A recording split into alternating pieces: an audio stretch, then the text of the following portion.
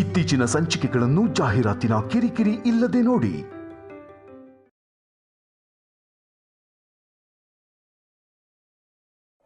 ಎಲ್ಲದಕ್ಕೂ ಮೂಗ್ ತೋರಿಸಿದ್ರೆ ಹೀಗೆ ಆಗೋದು ಅತ್ಗೆ. ಅದರಲ್ಲೂ ಅತ್ತೆ ಇರ್ಬೇಕಾದ್ರೆ ನಾನಾದ್ರೂ ನನ್ನ ತಮ್ಮನ್ ಕಳ್ಳ ಅಂದಿದ್ದಕ್ಕೆ ಬೈದೆ. ಕೆನ್ನೆಗೆ ಹೊಡೆದೇಟಿಗೆ ಕಿವಿ ಅಂತೂ ಒಂದಿನ ಪೂರ್ತಿ ಕೆಲಸ ಮಾಡ್ಲಿಲ್ಲ. ನೀವ್ ನೋಡಿದ್ರೆ ಎಲ್ಲದಕ್ಕೂ ಬಾಯಿ ಹಾಕ್ತೀರಾ. ಅದಕ್ಕೇನೋ ನಿಮ್ ಕೆನ್ನೆ ಅಂತ ಪೂರಿ ತರ ಒಬ್ಬಿರತ್ತೆ.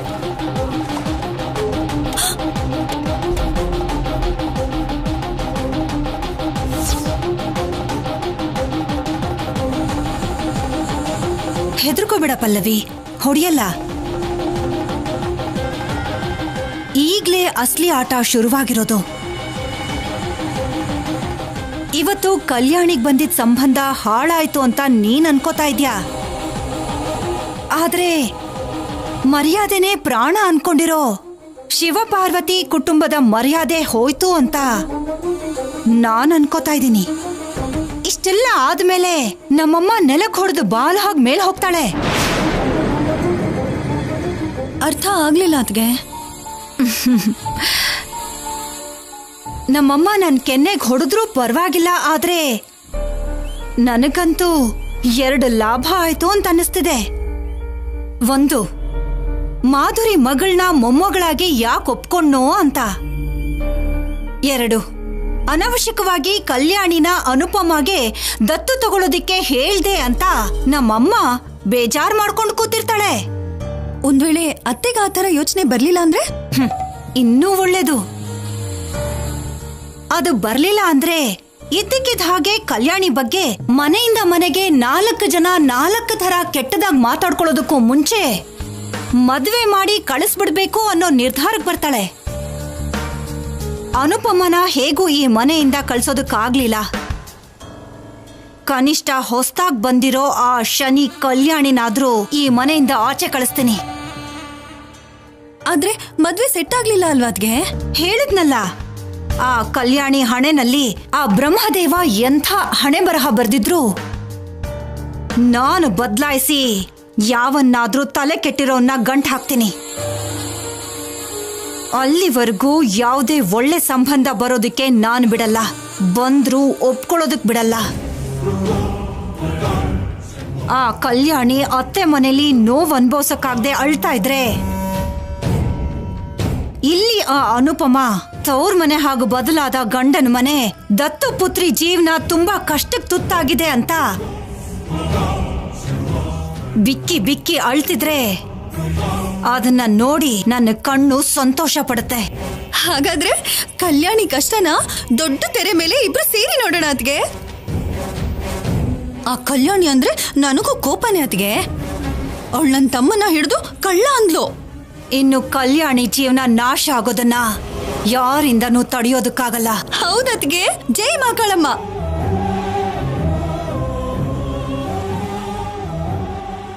ಅಂದ್ರೆ ಯುದ್ಧಕ್ಕೆ ಸಿದ್ಧರಾಗ್ತಿದೀವಲ್ವಾ, ಅದಕ್ಕೆ ಅಂದೆ.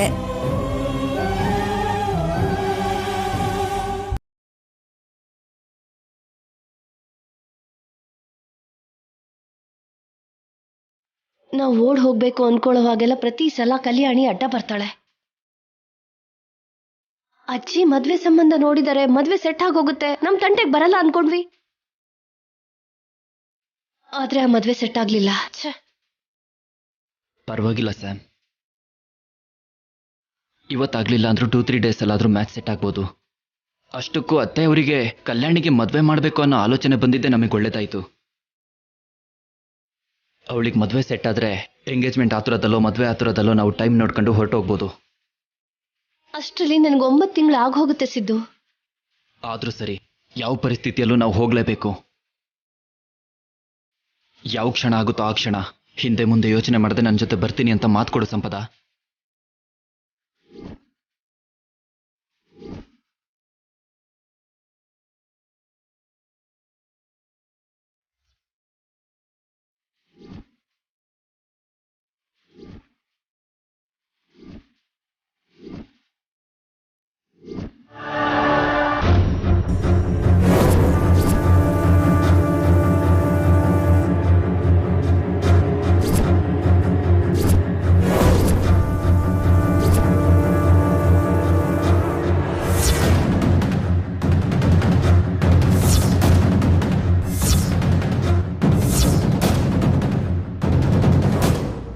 ಶೌರ್ಯ ನೋಡ್ಬಿಟ್ಟ ಸಂಪದ.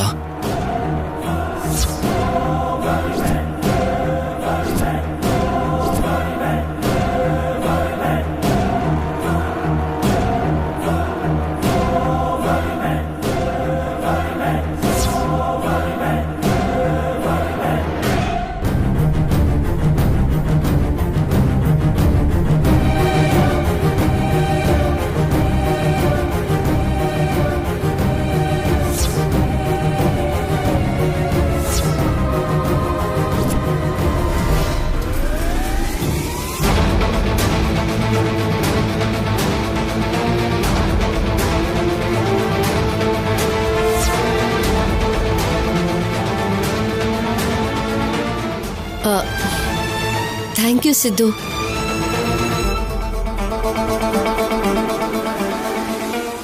ನಮ್ಗೆ ಹುಟ್ಟೋ ಮಗು ಹೇಗಿರುತ್ತೋ ಡ್ರಾ ಮಾಡಿದ್ದೀನಿ. ಅದು ಗಾಳಿಗೆ ಹಾರ್ಕೊಂಡು ಹೋಗ್ತಿತ್ತು, ಸಿದ್ದು ತಂದ್ಕೊಟ್ಟ. Thank you Siddu. It's okay Shaurya. Sampada ಬಿಡಿಸಿರೋ ಬೇಬಿಗಿಂತ ಅಂದವಾದ ಬೇಬಿನೇ ನಿನಗೆ ಹುಟ್ಟುತ್ತೆ.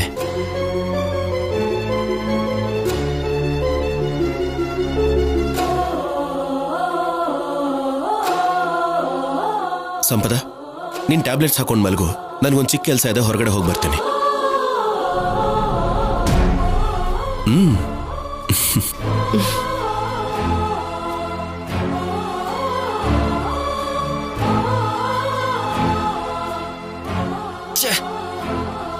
ಸಂಪದ ಮಾತು ಕೊಡೋ ಟೈಮ್ಗೆ ಶೌರ್ಯ ಬಂದ.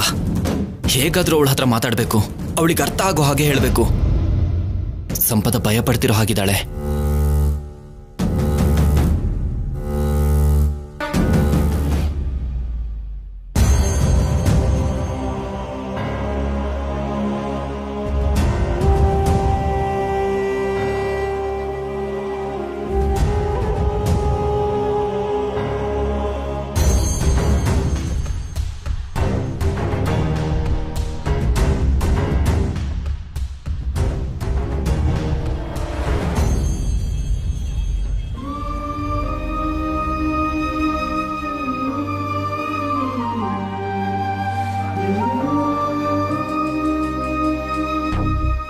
ಯಾಕಮ್ಮ ಇನ್ನು ನಿದ್ದೆ ಬರ್ಲಿಲ್ವಾ?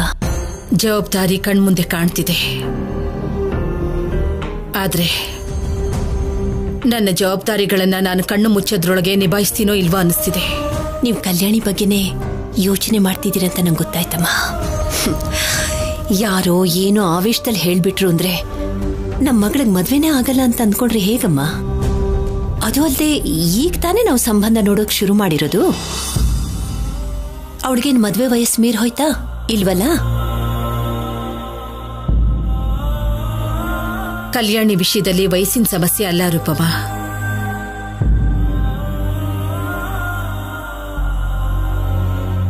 ಎಲ್ಲೋ 10 ಮೈಲಿ ದೂರದಲ್ಲಿರೋರೆ ಹೀಗೆಲ್ಲ ಮಾತಾಡ್ಬಿಟ್ಟು ಹೋದ್ರೆ ಸುತ್ತಮುತ್ತ ಹಳ್ಳಿಲಿರೋರೆಲ್ಲ ಬೇಕಾದ ಹಾಗೆ ಮಾತಾಡ್ತಾರೆ. ಅದೇ ನನ್ನ ಚಿಂತೆ.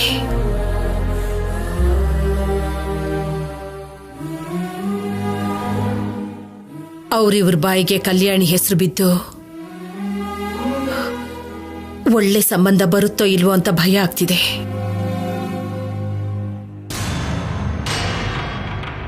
ಹೇಗಾದ್ರೂ ಒಳ್ಳೆ ಸಂಬಂಧ ನೋಡಿ ಕಲ್ಯಾಣಿಗೆ ಮದ್ವೆ ಮಾಡಿಸ್ಬೇಕು. ಎಲ್ಲ ಶಿವ ನೋಡ್ಕೋತಾನೆ ಅಂತ ನೀವ್ ಹೇಳ್ತಿರ್ತೀರಲ್ಲಮ್ಮ, ಅವನೇ ನೋಡ್ಕೊಳ್ತಾನೆ ಬಿಡಿ. ಕಲ್ಯಾಣಿ ತುಂಬಾ ಒಳ್ಳೆ ಮಗು, ಅವಳಿಗೆಲ್ಲ ಒಳ್ಳೇದೇನೆ ಆಗುತ್ತೆ. ನೀವ್ ಈ ರೀತಿ ತುಂಬಾ ಯೋಚನೆ ಮಾಡಿ ನಿಮ್ಮ ಆರೋಗ್ಯನ ಹಾಳು ಮಾಡ್ಕೋಬೇಡಿಮ್ಮ.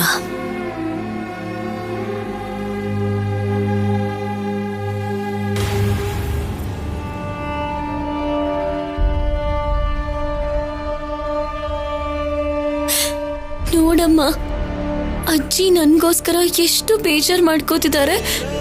ಅಜ್ಜಿ ನನ್ನ ಒಂದ್ ಕಾಲದಲ್ಲಿ ಅವ್ರ ಹತ್ರಕ್ಕೂ ಸೇರಿಸೋದಿಲ್ವೇನೋ ಅನ್ಕೋತಿದ್ದೆ. ಆದ್ರೆ ಇವಾಗ ಪ್ರತಿ ಕ್ಷಣ ನನ್ನ ಬಗ್ಗೆನೇ ಯೋಚನೆ ಮಾಡ್ತಿದ್ದಾರೆ. ಅನುಪಮ ಅಮ್ಮ ಅಂತೂ ಅವಳ ಪ್ರೀತಿಯಿಂದ ನೀನು ನೆನ್ಪಿಗೆ ಬರ್ದಿರೋ ಹಾಗೆ ನೋಡ್ಕೋತಿದ್ದಾಳೆ. ಹುಡುಗನ ಕಡೆಯವರು ಹಾಗಂದಿದ್ದಕ್ಕೆ ಕಲ್ಯಾಣಿ ಎಷ್ಟು ನೊಂದ್ಕೊಂಡಿದ್ದಾಳೋ ಏನೋ. ನೀನ್ ಹೋಗಿ ಅವಳಿಗೆ ಧೈರ್ಯ ಹೇಳು. ಅಷ್ಟಕ್ಕೂ ನಾವ್ಯಾರೂ ಅದ್ರ ಬಗ್ಗೆ ಯೋಚನೆ ಮಾಡ್ತಿಲ್ಲ ಅಂತ ಅವಳಿಗೆ ಹೇಳು.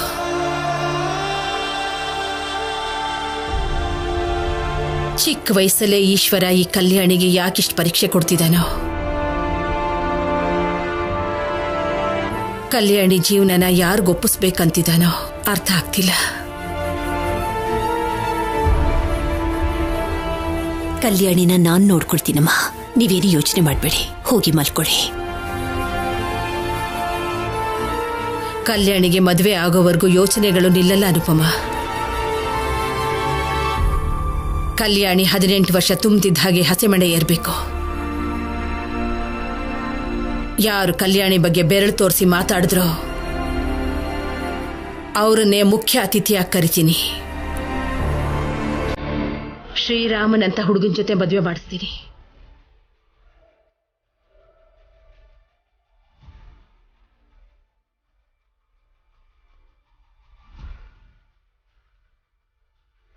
ನೀನು ಈಗ್ಲೇ ಈ ಕ್ಷಣ ನನ್ ಕಣ್ಮುಂದೆ ಬಂದ್ರೆ ನಿನ್ನ ಏನ್ ಕೇಳ್ಬೇಕು ಅಂತಿದ್ದೀನಿ ಗೊತ್ತಾ ಅಮ್ಮ?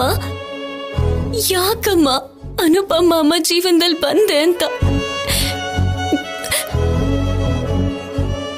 ಅಮ್ಮ ಹೇಳ್ದಾಗೆ ಕಲ್ಯಾಣಿ ತುಂಬಾ ನೋವು ಅನುಭವಿಸ್ತಿದ್ದಾಳೆ ಅನ್ಸುತ್ತೆ. ಕಲ್ಯಾಣಿ, ಯಾಕಮ್ಮ ಅಳ್ತಾ ಇದೀಯಾ? ಇವತ್ತು ಅಜ್ಜಿ ಎಷ್ಟು ಸಂತೋಷವಾಗಿದ್ದಾರೆ ಗೊತ್ತಾ? ಯಾಕೆ ಹಾಗೆ ನೋಡ್ತಿದೀಯಾ? ನಿಜನಪ್ಪ, ಆ ಹುಡುಗನಪ್ಪ ಊರೆಲ್ಲ ಸಾಲ ಮಾಡಿದಾನಂತೆ. ಅವ್ರಮ್ಮ ಅಂತೂ ದೊಡ್ಡ ಗಯ್ಯಾಳಿ ಅಂತೆ. ಆ ಹುಡುಗನಿಗಂತೂ ಹುಡುಗಿರ ಶೋಕಿ ಜಾಸ್ತಿ ಅಂತೆ. ನಿನಗೆ ಇದಕ್ಕಿಂತ ಒಳ್ಳೆ ಸಂಬಂಧ ಸಿಕ್ಕತ್ತೆ ಅಂತ ಅಜ್ಜಿ ಅಂತೂ ತುಂಬಾನೇ ಸಂತೋಷವಾಗಿದ್ದಾರೆ. ನೀ ನೋಡಿದ್ರೆ ಇಲ್ಲಿ ಹತ್ಕೊಂಡು ಕೂತ್ಕೊಂಡಿದೀಯ. ನೀನ್ ಈ ರೀತಿ ಅಳ್ತಾ ಇರೋದನ್ನ ಅಜ್ಜಿ ಏನಾದ್ರೂ ನೋಡಿದ್ರೆ ಅವ್ರಿಗೆ ತುಂಬಾ ನೋವಾಗುತ್ತಲ್ವೇನಪ್ಪ? ನಾನ್ ಎಲ್ಲ ನೋಡ್ದೆ ಅಮ್ಮ. ನಿನ್ ಎದೆಯಲ್ಲಿ ನೋವನ್ನ ಬಚ್ಚಿಟ್ಕೊಂಡು ಕಣ್ಣಲ್ಲಿ ಪ್ರೀತಿ ತೋರಿಸ್ತಿದ್ಯಾ ಅಲ್ವಾ?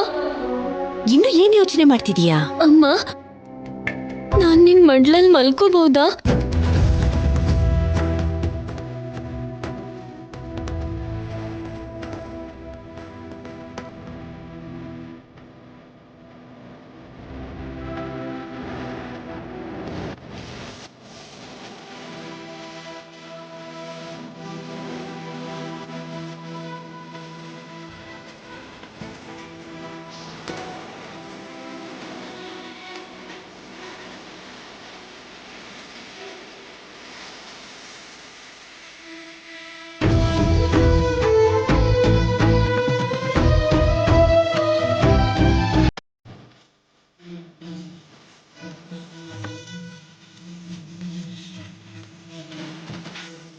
ಕಲ್ಯಾಣಿ, ಮಧ್ಯಾಹ್ನದಿಂದ ನೀನೇನು ತಿಂದಿಲ್ಲ. ಏನಾದ್ರೂ ತಿಂದೋಗ್ತಾರಲ್ಲ? ನನ್ಗೇನು ಬೇಡ ಅಮ್ಮ, ನಿಜವಾಗ್ಲೂ ನನಗೆ ಹಸಿವಿಲ್ಲ. ಅಯ್ಯೋ, ಮರ್ತೇ ಹೋಗಿದ್ದೀನಿ. ಅಜ್ಜಿ ಸಂಪದ ಜವಾಬ್ದಾರಿ ಎಲ್ಲ ನಂದೇ ಎಂದಿದ್ರಲ್ವಾ? ಹಾಲ್ ಕೊಡೋದನ್ನ ಮರ್ತೇ ಹೋಗಿದ್ದೀನಿ. ಅಮ್ಮ, ನೀನ್ ಮಲ್ಕೋ, ನಾನ್ ಸಂಪದ ಹತ್ರ ಹೋಗಿ ಬರ್ತೀನಿ.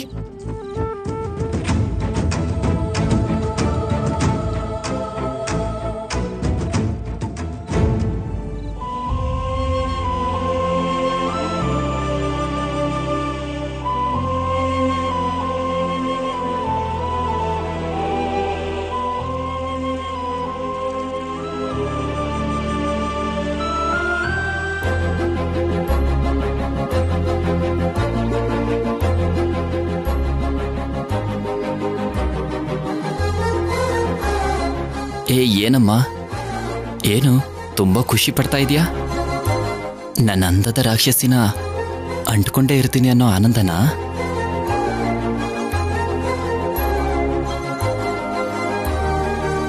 ನಿಜವಾಗ್ಲೂ ನೀನು ತುಂಬಾ ಅದೃಷ್ಟವಂತೆ. ಯಾವುದಕ್ಕೂ ಹಣೆಯಲ್ಲಿ ಬರ್ದಿರ್ಬೇಕು. ಸಂಪದ ಬರಕ್ ಹೇಳಿದ್ಲು, ಏನಕ್ಕಂತ ಹೇಳಲಿಲ್ಲ. ಕೇಳಿದ್ರೆ ಸರ್ಪ್ರೈಸ್ ಅಂತಾಳೆ. ಅವಳು ನನಗೆ ಸರ್ಪ್ರೈಸ್ ಕೊಡೋದಲ್ಲ, ನಾನು ನಿನ್ನನ್ನು ಗಿಫ್ಟ್ ಆಗಿ ಕೊಟ್ಟು ಸರ್ಪ್ರೈಸ್ ಕೊಡ್ತೀನಿ.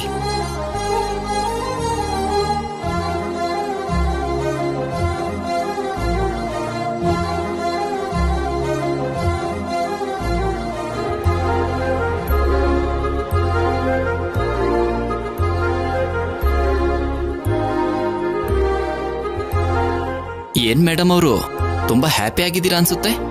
ನನ್ನ ಹ್ಯಾಪಿನೆಸ್ಗೆ ಕಾರಣ ನಿನ್ ಪ್ರೀತಿ. ನಾಳೆ ನನ್ ಪ್ರೀತಿ ಹುಟ್ಟಿದ್ದಿನ ಅಲ್ವಾ? ಹಾ, ನನ್ ಬರ್ಡೇ ನನಗೆ ನೆನ್ಪಿಲ್ಲ.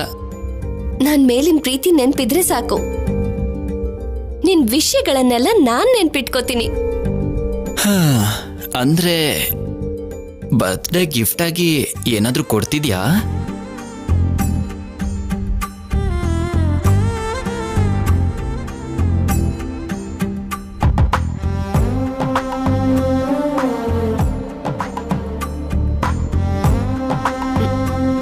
ಗಿಫ್ಟ್ ತಂದಿದ್ದೀನಿ, ಆದ್ರೆ ನೀನ್ ಅನ್ಕೋತಿರೋದಲ್ಲ. ಮತ್ತೆ ಇದ್ಯಾಕಿವಾಗ ಸ್ಯಾಮ್? ನಾಳೆ ಬೆಳಗ್ಗೆ ನಾವು ಜಗಳ ಆಡ್ದಾಗ ನಾನ್ ನಿನಗ್ ತಾಳಿ ಕಟ್ಟಿದ್ದೀನಿ, ನನ್ ಮಾತ್ ನೀನ್ ಕೇಳ್ಬೇಕು ಅಂದ್ರೆ ಅದಕ್ಕೆ ನಾನೇ ಮೊದ್ಲು ನಿನ್ ಕೈಗೆ ಬ್ರೇಸ್ಲೆಟ್ ಕಟ್ತಾ ಇದ್ದೀನಿ.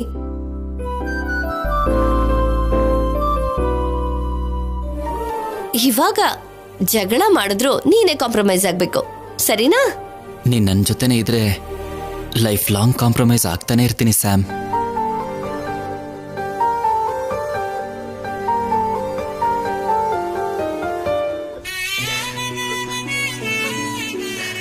I love you, Sam.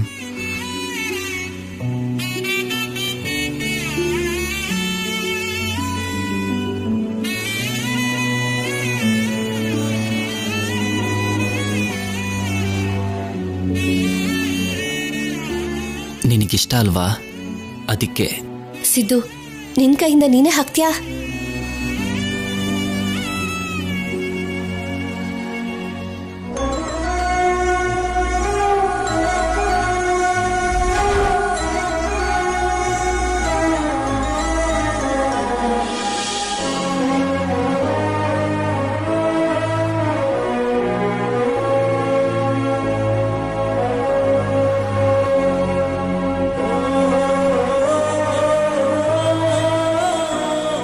ಹೇಗ್ ಕಾಣ್ತಾ ಇದ್ದೀನಿ? ಮತ್ತೆ ನಾವಿಬ್ರು ಸೇರ್ತಿದೀವಿ, ಹತ್ರ ಆಗ್ತಿದೀವಿ ಅಂತ ಮತ್ತೆ ಇದನ್ನ ಹಾಕೊಂಡಿದ್ದೆ ಸ್ಯಾಮ್. ಇದು ಕಾಣಿಸ್ಲಿಲ್ಲ ಅಂದಿದ್ದಕ್ಕೆ ಪ್ರಾಣನೇ ಹೋಗೋ ಹಾಗಾಯ್ತು. ಹೌದಾ? ಅಷ್ಟೆಲ್ಲ ಅನ್ಸೋದಿಕ್ಕೆ ಯಾರು ಕೊಟ್ಟಿದ್ದು? ಅದು ನಿಜವಾಗ್ಲೂ ನೀನು ಕಳ್ಕೊಂಡ್ಯಾ? ಹಾಗಾದ್ರೆ ಅವತ್ತು ರಾತ್ರಿ ನಮ್ಮನೇಲಿ ಕಳ್ತನ ಮಾಡಕ್ ಬಂದವನು ನೀನೇನಾ? ನಾನು ನಮ್ಮನೆಯಲ್ಲೇ ಕಳ್ತನ ಮಾಡೋದಕ್ಕೆ ಯಾಕೆ ನೋಡ್ತೀನಿ ಅದ್ಗೆ? ಅಮ್ಮ, ಮತ್ತೆ ಏನಮ್ಮ ಇಲ್ಲಿ ನಡೆದು ಹೋಗಿರೋದ್ರ ಬಗ್ಗೆ ಯಾಕೆ ಮತ್ತೆ ಮತ್ತೆ ಮಾತಾಡ್ತಿದ್ಯಾ? ನಾನೇನೇ ಮಾತಾಡಿದ್ರು ನಿನ್ಗೆ ತಪ್ಪಾಗಿ ಕಾಣಿಸತ್ತೆ ಶೌರ್ಯ. ಸರಿ, ನಾನು ಅನ್ಮಾನ್ಸಲ್ಲ. ನಮ್ಮ ಮನೆಗೆ ಬಂದಿದ್ದ ಕಳ್ಳನ ಬಗ್ಗೆ ಏನಾದ್ರೂ ಗೊತ್ತಾಯ್ತಾ? ಅದೇ ಕೆಲ್ಸದ ಮೇಲೆ ಇದೀನಮ್ಮ, 2 ದಿನದಲ್ಲಿ ಗೊತ್ತಾಗತ್ತೆ. ಅಲ್ಲಿವರೆಗೂ ನಿನ್ನ ಅನುಮಾನನ ಜಾಸ್ತಿ ಮಾಡ್ಕೋಬೇಡ ಅಷ್ಟೆ. ನಡಿ. Sorry Siddu. It's okay bro.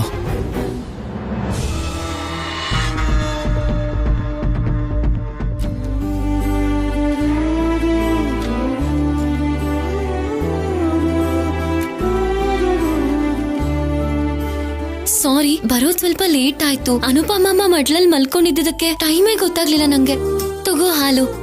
ಈಗಷ್ಟೇ ಟ್ಯಾಬ್ಲೆಟ್ ತಗೊಂಡಿದ್ದೀನಿ, 5 ಮಿನಿಟ್ಸ್ ಬಿಟ್ಟು ಕುಡಿತೀನಿ. ಸರಿ.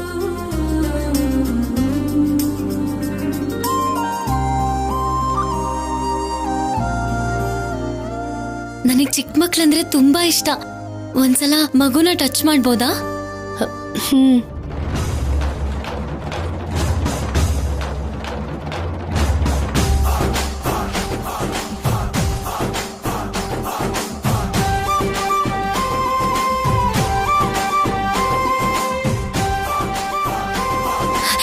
ಸಂಪದ, ಮಗು ಮೂವ್ ಆಯ್ತು ಅಲ್ವಾ?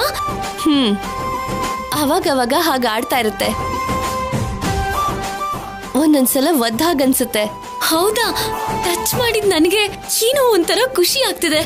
ಆ ಫೀಲಿಂಗ್ ನ ಎಕ್ಸ್ಪ್ರೆಸ್ ಮಾಡಕ್ ಆಗ್ತಿಲ್ಲ. ನನಗೆ ಹೀಗ ಅನ್ಸಿದ್ರೆ ನಿನಗ್ ಹೇಗಿರುತ್ತೋ ಆ ಫೀಲಿಂಗ್. ನಿನಗ್ ಮಗು ಆದ್ಮೇಲೆ ನಿನ್ನ ಹತ್ರಕ್ಕಿಂತ ನನ್ನ ಹತ್ರನೇ ಮಗುನ ಜಾಸ್ತಿ ಇಟ್ಕೋತೀನಿ. ನಾವಿಬ್ರು ಸೇರಿ ಆಟ ಆಡ್ತೀವಿ ಅಲ್ವಾ ಬಂಗಾರಿ?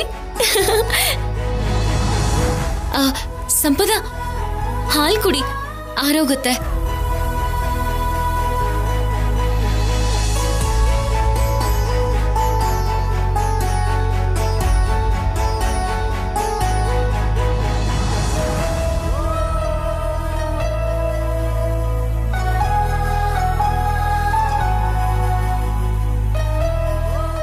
ಕಲ್ಯಾಣಿ,